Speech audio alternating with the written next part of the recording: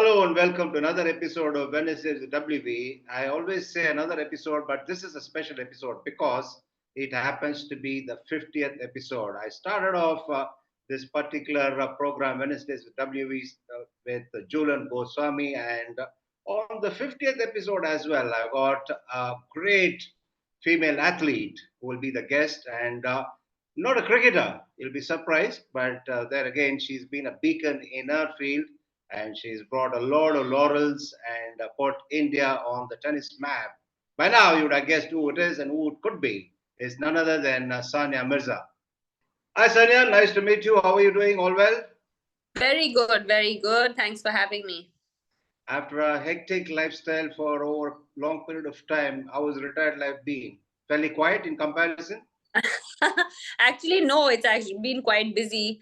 I'm not one of those people. I would like to think of myself as someone who doesn't like to do a lot, but I think subconsciously love filling myself with things. So I've been doing many things after retirement. So actually, last month was the first month that I actually took off. I didn't do anything. I was at home in Hyderabad, and I literally was waking up without an alarm, doing whatever I wanted, which seemed like luxury after years and years. So yeah, but besides that, I'm always looking forward to new challenges and new sort of new escapades to do, because I just feel like I'm not really someone who gets satisfied, so I just like to keep going. Not a surprise at all. Priceless month you had, and of course, it would have been priceless for your son as well. He gets to spend a lot of time with you now. Yeah, it does actually. That was one of the reasons that the decision that I made to retire. I mean, besides other reasons of my body and injuries, and the fact that I've been playing for over 20 years professionally, but it was more to do with just my priorities. I felt had changed, and for me, I felt that if I'm not able to do 100% at what I anything in life, I don't like to do it. That's just the person that I am. And we all know that to be at the highest level of any sport requires to give more than 100% every time that you step on the practice court or on the field. So yeah, so for me, that was one of the key factors as to why I made that decision of sort of saying, okay, maybe it's time to look at other things and enjoy other things in life. Why not? Your success at just about everything, a bit of strife, a lot of success, quite a few tribulations and triumphs as well. If you look back on it, how would you describe it?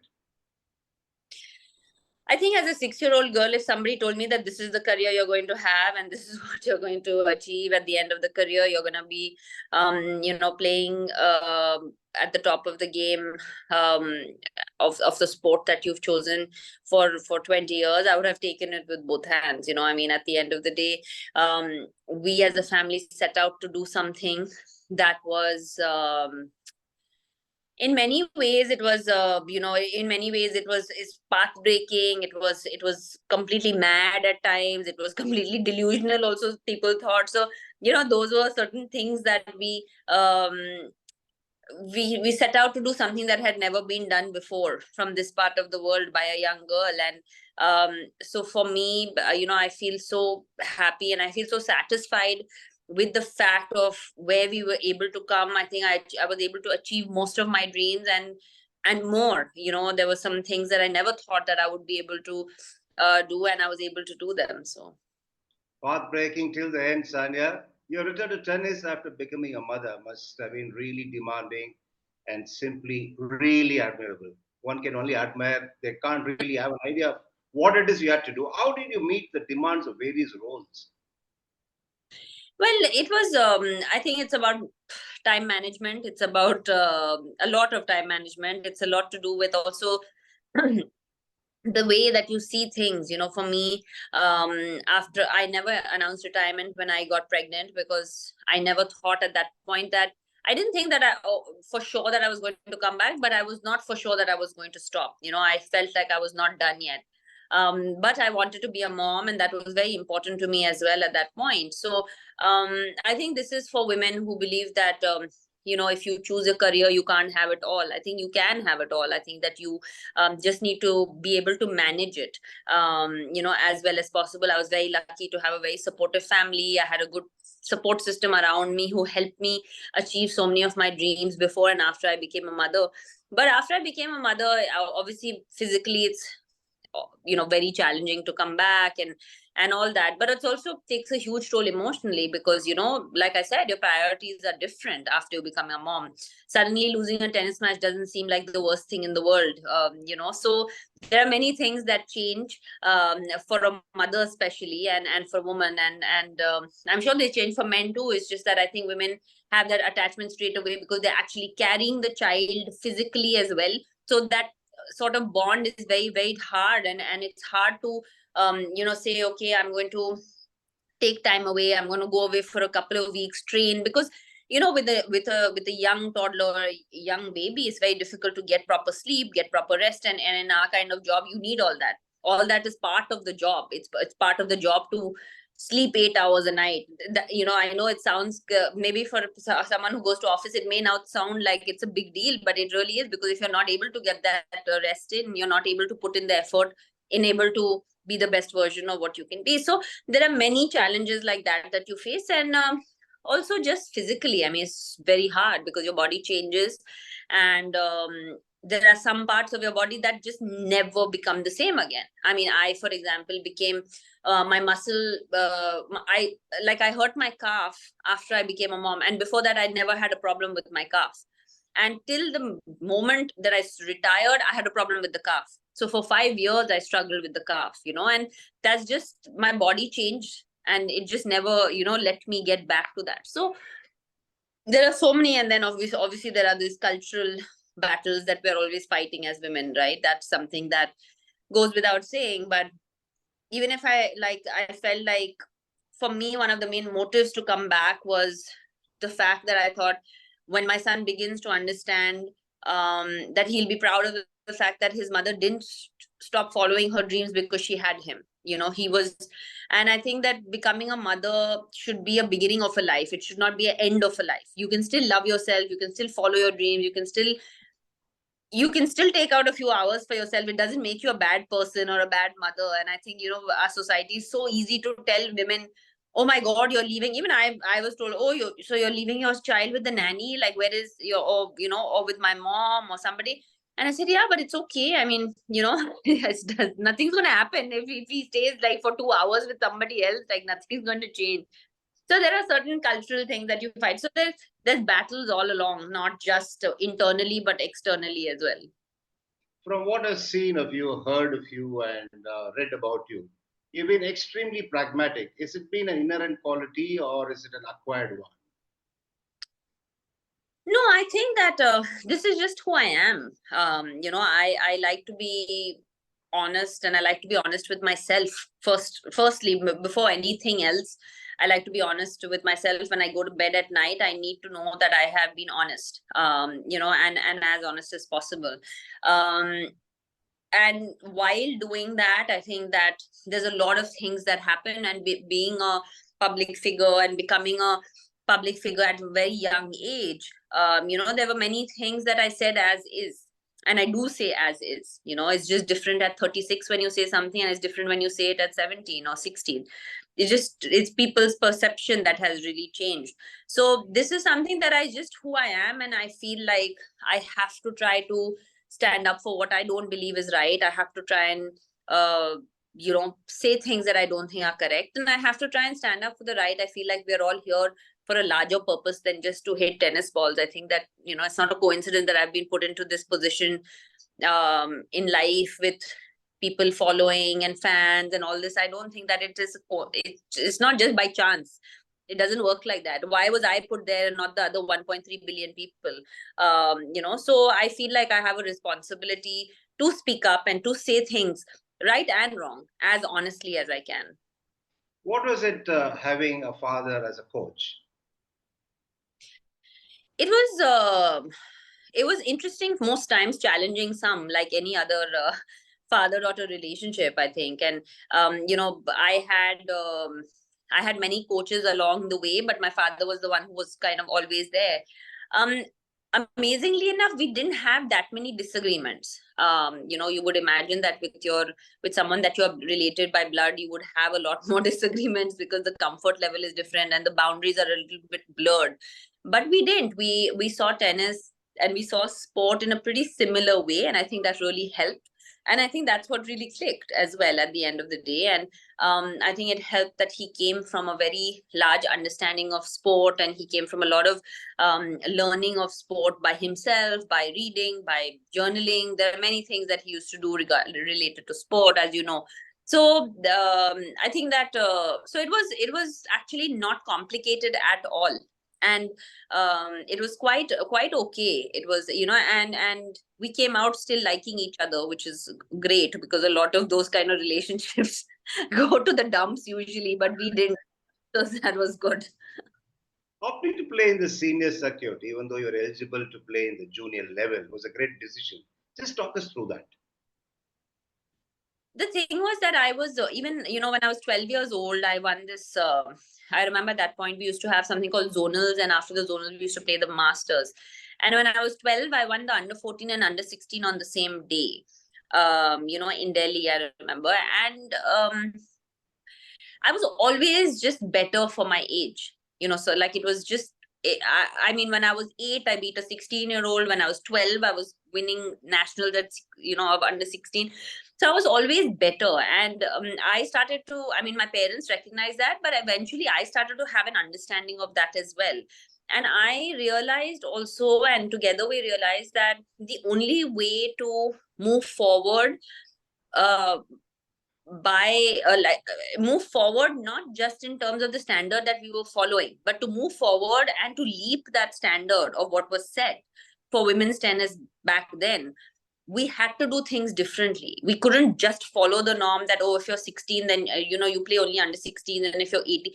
I was better than the age group that I was playing in. So at that time, the decision wasn't the hardest decision. Actually, it was actually quite a natural progression, because I had certain goals, and my goals were that, okay, when I'm 18, it would be nice to be, if I'm like top 50 in the world or top 100 in the world at that time, so those were the goals. So we were trying to chase those goals, and hence we had those decisions kind of just, they kind of happened. That wildcard entry, and if I remember right, the tournament happened in Hyderabad, must have been very emotional and exciting as well. Yeah, actually, I won the tournament in doubles in 04, the year before that, and then as a wild card, and then I had a wild card in singles the year after, and obviously it was I mean, it just felt like a fairy tale, right? Like, I mean, there was no better script than that. I mean, for me to be able to have achieved those kind of things so early in my career, and then to do it at home in Hyderabad. And I remember there were like thousands, and by thousands I mean thousands of people outside. They had to put up, it was at LV Stadium at that point, and there was a cricket ground, obviously, right next to it, and they had to put up a screen in the cricket ground because they were not able to fit people in the 4,500 or 3,500 stadium that there was, and the entire cricket ground was full. And that was unheard of for a tennis match in India. It was just unheard of. And so I had my family there, I had my friends, I had everybody that meant something to me, watching me play and watching me win. And yeah, it just felt very, very special, and it just felt like a great sort of huge step and huge leap towards the things that were going to come. Even as you are making rapid strides, the societal scrutiny from different perspectives must have been distracting and quite annoying as well, in a way. Yeah, I think that annoying for sure it was. I think for the most part it was annoying, because I think that and sometimes it felt unfair, because I was like, oh, everybody just has to deal with the tennis ball and the tennis court and the racket and the opponent, and I'm here sitting, and I need to deal with so many other things that come from the outside. And I think that people actually underestimate how much women from this side of the world, when they choose something that is out of the box, need to deal with that. We deal with that on a daily basis from the time that we are a child to when we become teenagers, to when we become young women, and then finally we become women. And we are questioned along the way about everything, every choice that we make, every life choice that happens. And if you're winning, it's great, but then they're bored to write about your forehand and backhand, so they want to write about what you're wearing.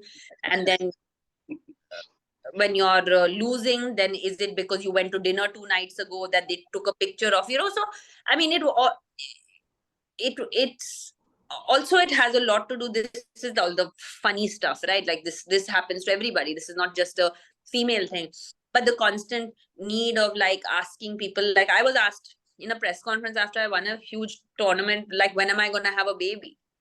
And that is just not something that you would ask a male athlete. You just don't do that, that doesn't occur to anyone. So those kind of things are because we come from a certain mindset that when you're a woman and you're a girl, like, you either like you have to go out and play with boys, like that's such a tomboy thing to do. Why, you'll become dark, like who's going to marry you, like these kind of things are like, I mean, you're laughing, but I promise you it happens even today. Like It does.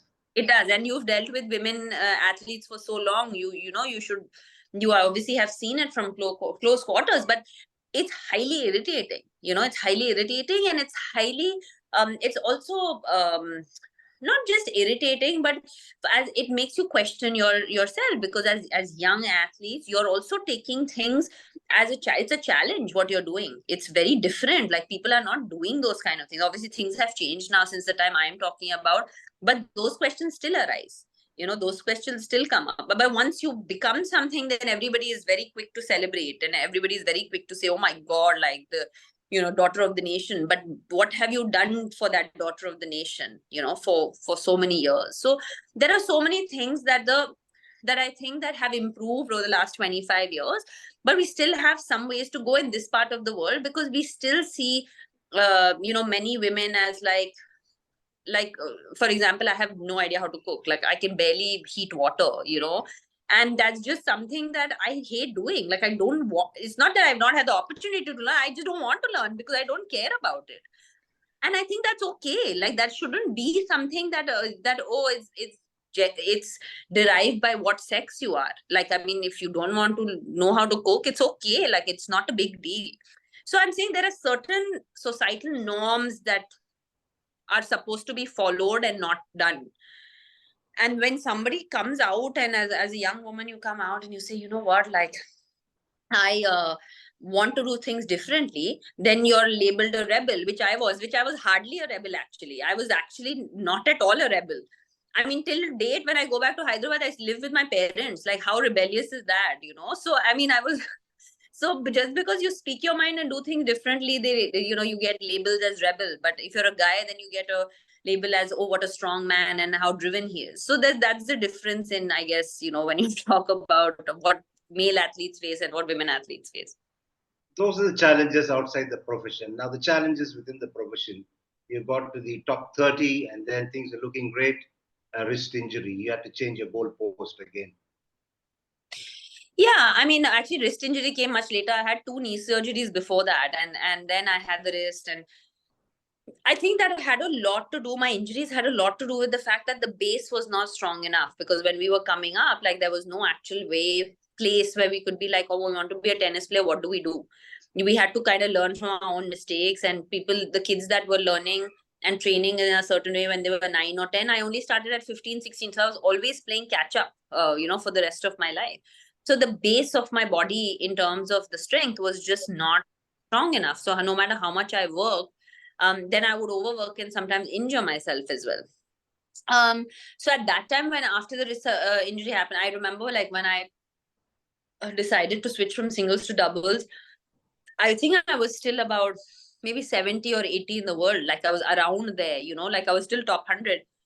To put into perspective, that is still the best that anybody has been in ever, but for me at that point, I was like, this is not something that I want to do. I feel like I have the level to be top 30 or top 20, but I'm not able to do that because of my body. So I need to make a realistic decision as to whether I want to win Grand Slams and take some pressure off my body and then try and become number one in the world in doubles? Or should I just be at my mediocre for myself, mediocre for my ability?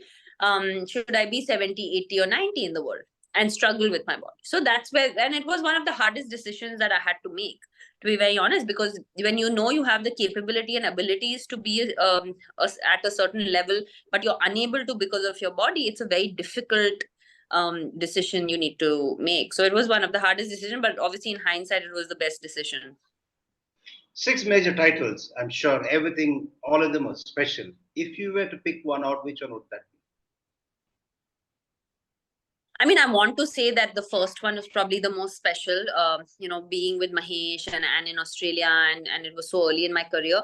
But the one that truly, even today, gives me goosebumps is the one at Wimbledon, because I think that was the one that, as any child picks up a tennis racket, any place in the world, their first goal is to play Wimbledon.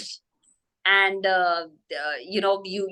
it's the mecca of tennis, and you sort of envision what it feels like to be on the green grass, and you envision it all your life. So to be able to walk out there and to be able to win, and then the way that we won and the fashion that we won in, which went down as one of the best matches that has happened in the finals in women's doubles. So it was very special in many, many ways. Women of late have been doing extraordinarily well. They're having sensational success in sports. Do you think it's because of the system or despite the system? I think depends on which sport you're talking about. I think it's different for different sports, but I think that badminton has a great system. I think cricket is doing really well now, with BCCI getting so much more involved. But if there is a tennis player coming up, it is despite the system. So I just think that it just depends which sport that you're talking about. Having said that, though, that I think that we should be extremely proud that outside of probably our few male cricketers that are household names for years and have been, I think the biggest superstars that we have are women athletes. The medals that come are mostly from women athletes at the Olympics, at Asian Games.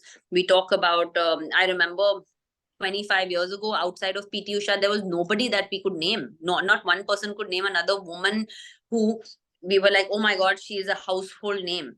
And today, you've got, you have a Saina, you have a Mary Kom, you have Deepa Karmakar, you have Sindhu. You can name at least 10 women athletes that have done things where people will recognize them.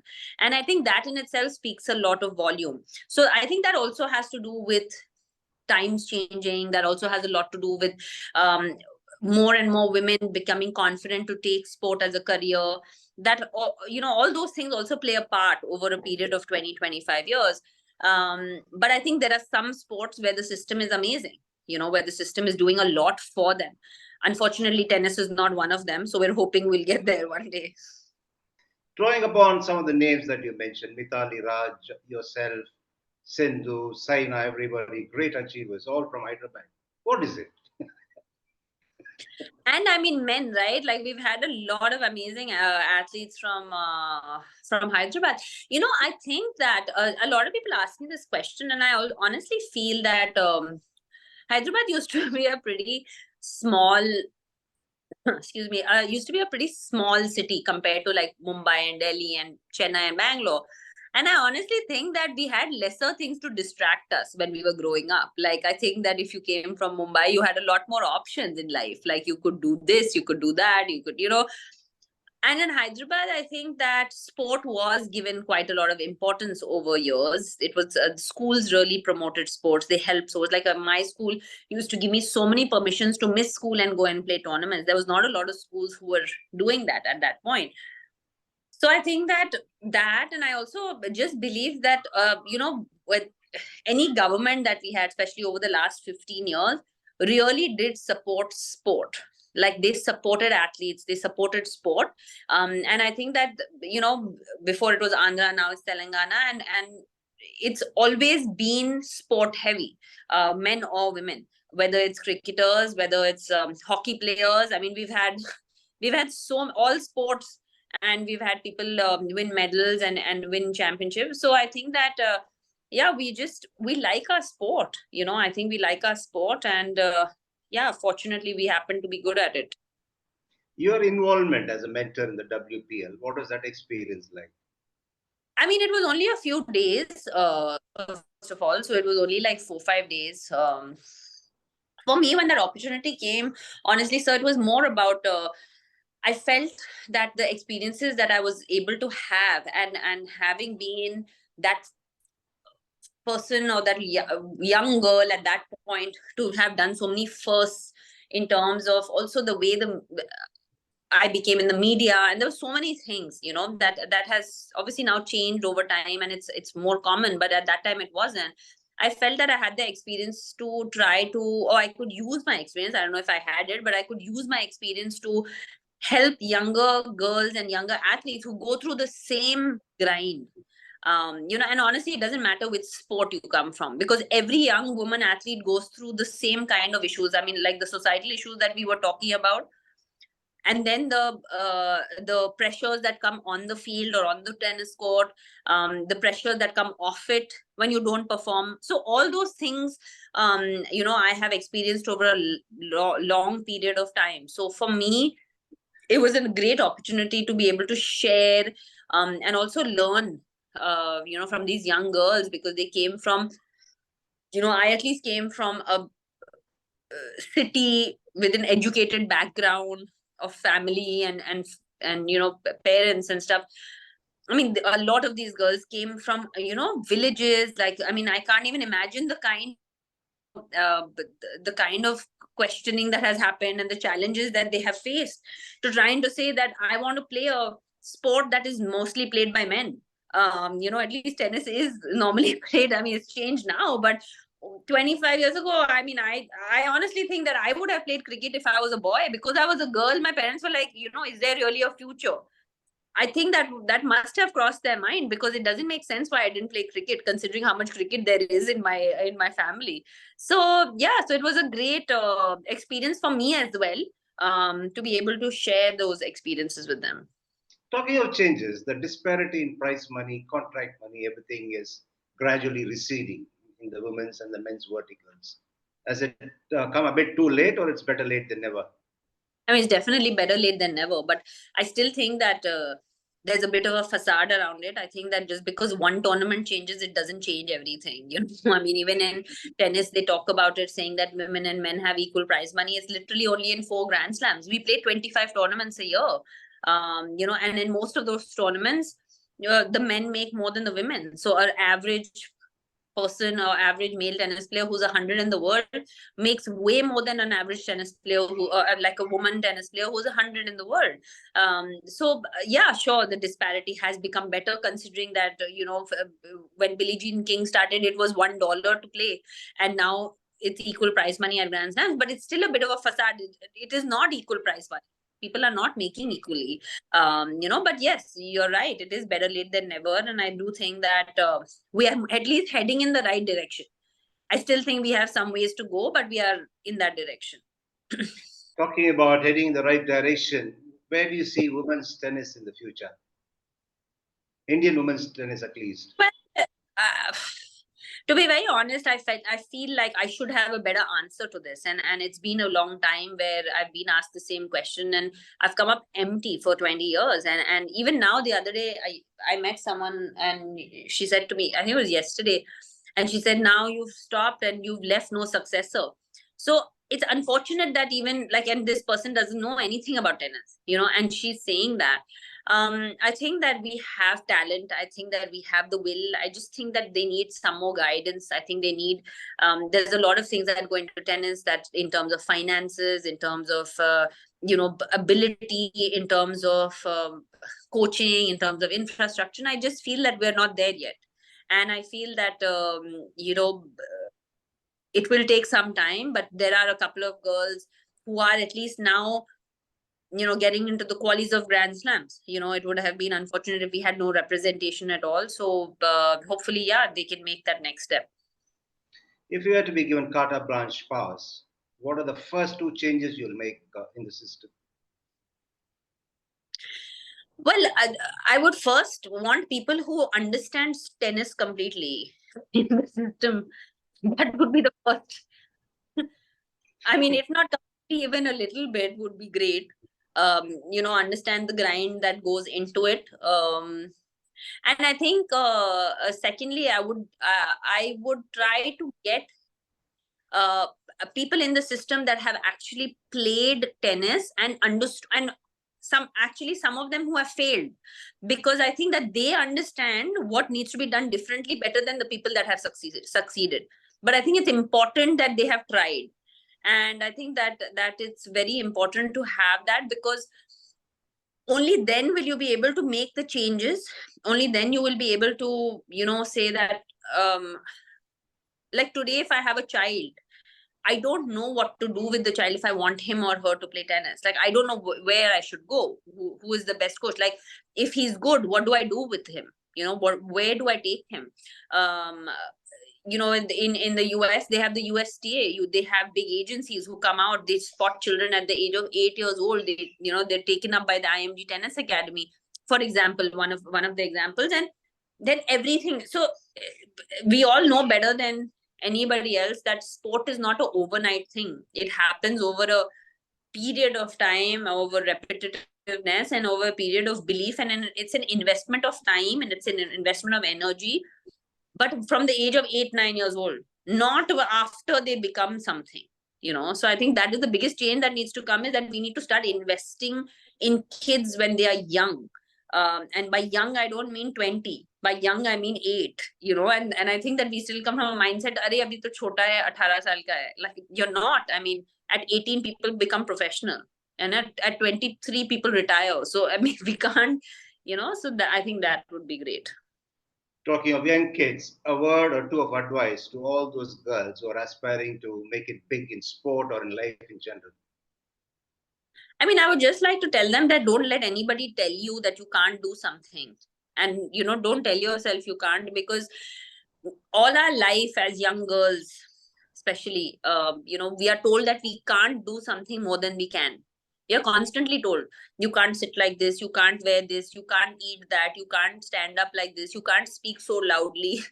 And I think that, always believe in yourself, because I feel like, don't be, and don't be scared to take risks, and for things that you believe in.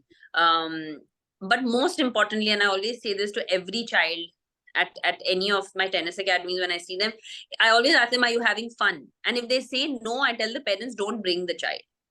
It's very important that you love what you do, because I don't think that you can be at the best of your ability if you don't love it. It's not easy to be like Sania, I assure you. No, but if it was easy, then everybody would be. So it's not, no, it's not supposed to be easy. Okay, one personal request. Please continue broadcasting in the future. I want to listen to somebody with forthright views. Thanks a lot, Sania, for your time and for your forthright views as always. And I quite enjoyed the conversation. Well played in your career and also on this 50th episode of Wednesdays with W. Thank you very much. Thank you.